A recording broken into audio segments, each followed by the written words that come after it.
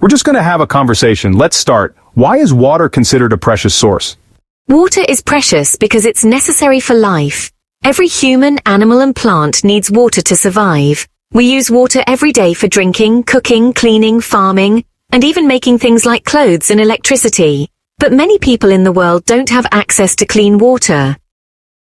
In some places, people walk long distances just to get water, and it's not always safe to drink. If we waste water, we are making it harder for those people. Also, when water is dirty, it spreads diseases. That's why we need to protect water and use it carefully. What are some common causes of water pollution? There are many causes. First, factories sometimes throw dirty chemicals into rivers or lakes. That water becomes toxic and dangerous for people and animals. Second, people throw trash like plastic bottles and bags in the water. These things don't break down quickly, and they hurt fish and other animals. Third, farmers use chemicals on crops, and when it rains, those chemicals go into the rivers. Also, in cities, oil from cars and waste from houses can enter the water. All these things make the water dirty and unsafe. What can people do to reduce water pollution in their communities? People can do many small but powerful things. For example, they can stop throwing trash in rivers or on the street. If we all put our garbage in the right place, it won't end up in the water. Also, people can use fewer harmful cleaning products at home. They can choose natural soaps or cleaners. Communities can also organize cleanup days to collect trash from rivers and beaches. Schools can teach students about pollution and how to prevent it. And if more people speak up, the government may create better rules for factories and farms. So, why do we celebrate World Water Day and how should schools take part? We celebrate World Water Day to remind people how important water is and to learn how to protect it.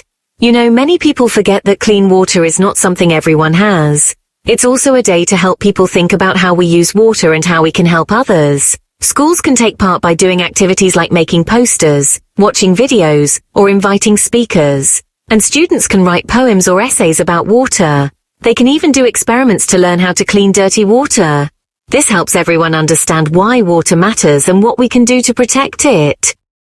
What problems can happen when a country has a water crisis?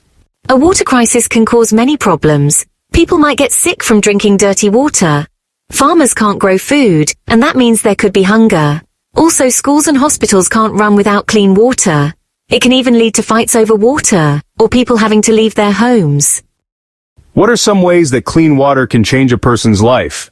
Clean water changes everything. If someone has clean water, they can drink safely, cook healthy food, and stay clean. It also helps girls go to school because they don't need to walk far for water. With clean water, people don't get sick from dirty rivers. They can spend more time learning, working, and helping their families. So, clean water really gives people more chances in life.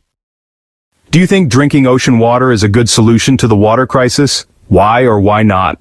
No, I don't think it's a good solution for most places. Ocean water has a lot of salt. We can't drink it unless it's cleaned by machines, and those machines are very expensive. Also, they need a lot of energy. Maybe rich countries can do it, but many poor countries can't. So we should find better ways to save and clean fresh water first.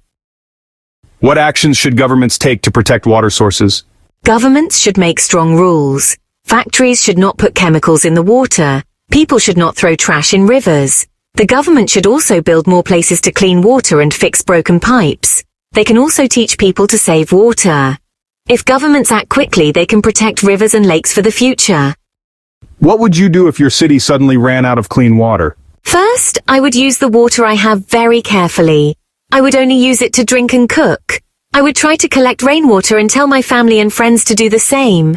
I think I would be scared and uncomfortable, but I would help my community. We could work together and maybe ask the city to bring water from nearby towns. How would you feel if you had to walk many kilometers every day to get water? I would feel tired, angry, and maybe hopeless. Walking far every day with heavy water is hard. I wouldn't have time for school or fun. My body would hurt. It would be very unfair. I think about kids who really live like that. It makes me want to help more. How do people waste water at home, and how can we stop this? At home, people waste water when they leave the tap on while brushing teeth or washing dishes. Some people take very long showers or use a hose to clean the street. To stop this, we can use a cup to rinse our mouth. Take short showers, fix leaks, and reuse water for plants. Every small action helps. Let's move to travel. Why do people say travel broadens the mind? Do you agree? Yes, I agree. When you travel, you see how other people live. You eat new food, hear different languages, and see different homes. You learn that your way is not the only way. You understand new cultures. It helps you become more open and kind. Travel teaches you many life lessons. What is one new thing you learned or felt when you traveled to another place? When I visited a small village with my family, I saw how people live simply but happily. They didn't have big houses or cars, but they shared everything. I learned that happiness is not about things. It's about people and kindness. That changed how I think. What are the differences between traveling by plane and by train? A plane is faster, but you can't see much. On a train, you see the cities and trees, and you can look out the window. Trains are also more relaxing, but planes are good for going to far countries. I like both, but I think trains are better for enjoying the journey. Would you like to try adventure travel like hiking or camping? Why or why not? Yes, I want to try hiking in the mountains. I think it's exciting and peaceful. You can see nature and it feels like a challenge. Camping sounds fun too because you stay close to the earth. It's different from city life, and I want to try it someday. What would you include in a travel guide for your city or country? I would include famous places like the pyramids and the Nile. I would also write about our food, like koshari and falafel. I would tell people to visit the markets, speak to local people, and try traditional clothes. I want visitors to enjoy our culture and history. Describe your dream holiday. Where would you go and what would you do? My dream holiday is to go to New Zealand. I want to see the mountains and lakes. I would hike, take pictures, and maybe visit a farm. I also want to learn about the Maori people. It's far, but I think it's a beautiful place with kind people. If you could travel anywhere in the world, where would you go and why? I would go to Italy. I want to see old cities like Rome and Venice. I love history and Italy has a lot. I also want to eat real Italian pizza and pasta. I think the art, music, and food are amazing. What are the advantages and disadvantages of traveling alone? Traveling alone is nice because you can go where you want and you learn to be strong and independent. But it can also be lonely. If you get lost or sick, it's harder. I think traveling with friends or family is more fun, but once in a while, traveling alone can help you grow. Do you think people should travel more by train or by plane? Why? I think more people should take trains if possible.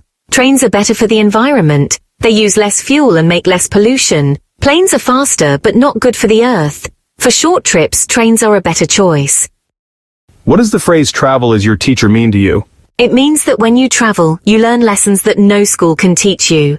You learn how to speak to new people, how to solve problems, how to respect different ideas. Travel teaches you about life, not just places. What advice would you give to someone traveling for the first time? I would say be curious but also be careful. Try new food, talk to local people, take many photos. But also plan well, keep your passport safe and don't go out alone at night. Enjoy but stay smart. If you created a podcast about travel, what topic would you choose and why? I would make a podcast about hidden places in the world. Not famous cities, but small towns, villages, and nature spots. I think people would love to know about quiet and beautiful places they never heard of. I want to share stories from local people too. That's a great idea. Thank you for this amazing conversation. You really expressed your ideas well. Thank you. I enjoyed talking about water and travel.